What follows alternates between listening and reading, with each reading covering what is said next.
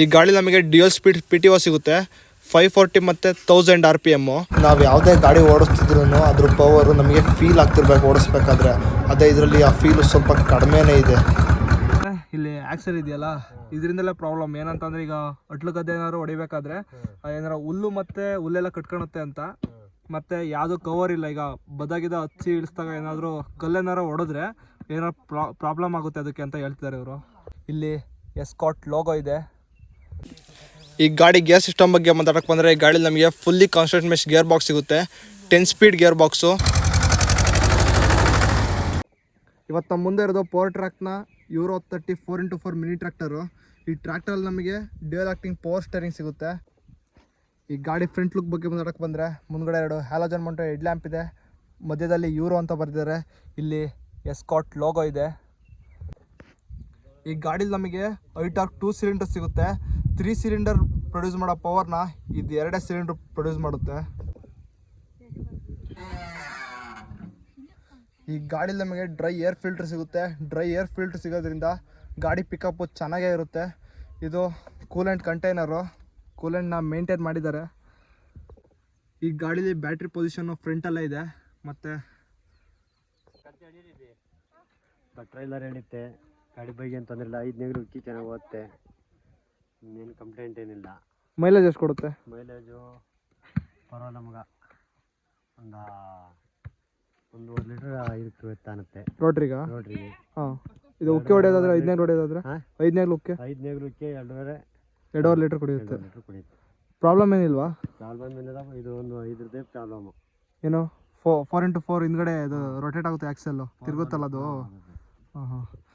ಇವ್ರು ಏನು ಹೇಳ್ತಿದ್ದಾರೆ ಅಂತಂದರೆ ಇಲ್ಲಿ ಆಕ್ಸೆಲ್ ಇದೆಯಲ್ಲ, ಇದರಿಂದಲೇ ಪ್ರಾಬ್ಲಮ್. ಏನಂತಂದರೆ ಈಗ ಅಟ್ಲು ಗದ್ದೆ ಏನಾದ್ರು ಹೊಡಿಬೇಕಾದ್ರೆ ಏನಾರ ಹುಲ್ಲು ಮತ್ತು ಹುಲ್ಲೆಲ್ಲ ಕಟ್ಕೊಳುತ್ತೆ ಅಂತ. ಮತ್ತು ಯಾವುದೂ ಕವರ್ ಇಲ್ಲ. ಈಗ ಬದಾಗಿದ ಹಚ್ಚಿ ಇಳಿಸಿದಾಗ ಏನಾದರೂ ಕಲ್ಲೇನಾರು ಹೊಡೆದ್ರೆ ಏನೋ ಪ್ರಾಬ್ಲಮ್ ಆಗುತ್ತೆ ಅದಕ್ಕೆ ಅಂತ ಹೇಳ್ತಿದ್ದಾರೆ ಇವರು.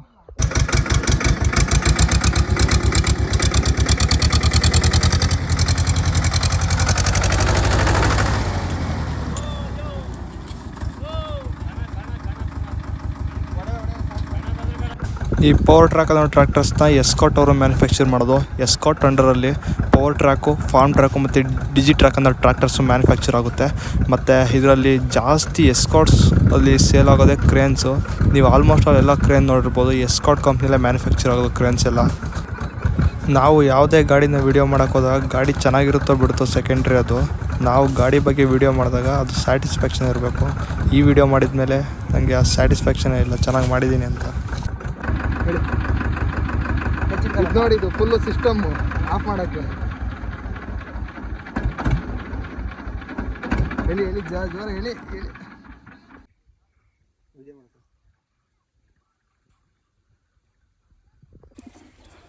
ಇದು ಹೆಡ್ಲೈಟ್ಸು ಮತ್ತು ಇಂಡಿಕೇಟ್ರ್ ಕಂಟ್ರೋಲ್ ಸಿಸ್ಟಮ್ಮು. ಇದು ಹಾರನ್ನು ಇಲ್ಲಿರುತ್ತೆ.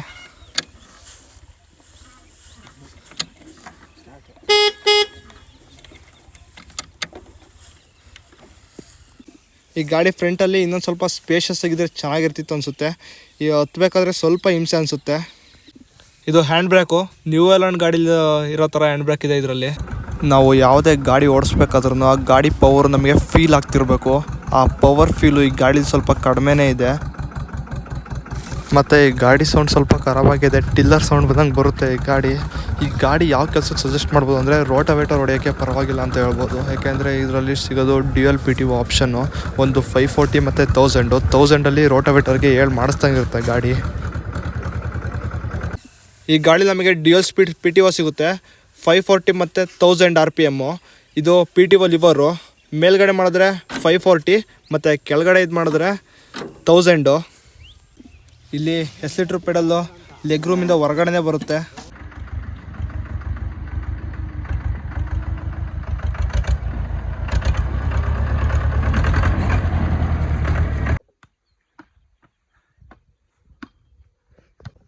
ಈ ಗಾಡಿ ನಮಗೆ ಸಿಗೋದು ಆಯಿಲ್ ಇಮರ್ಸ್ ಬ್ರೇಕು. ಅದಕ್ಕೋಸ್ಕರ ಇಲ್ಲಿ ಹಿಂದ್ಗಡೆ ಆಯಿಲ್ ಏನಾರ ಫಿಲ್ ಆಗಿ ಓವರ್ಫ್ಲೋ ಆಗೋಕ್ಕೆ ಅಂತ ಇಲ್ಲಿ ಕೊಟ್ಟಿದ್ದಾರೆ ಕನೆಕ್ಷನ್ನು. ಸ್ವಲ್ಪ ಇಲ್ಲಿ ಓವರ್ಫ್ಲೋ ಆಗಿದೆ. ಇಲ್ಲೂ ಕೂಡ ಇದೆ, ಈ ಕಡೆ ಕೂಡ.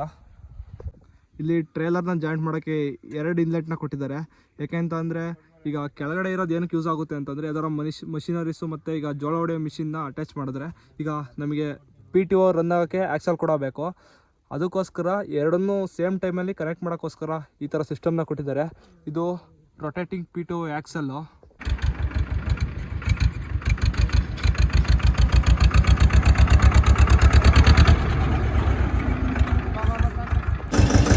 ಇವು ನನ್ನ ಫ್ರೆಂಡ್ ಶ್ರೇಯಸ್ ಅಂತ.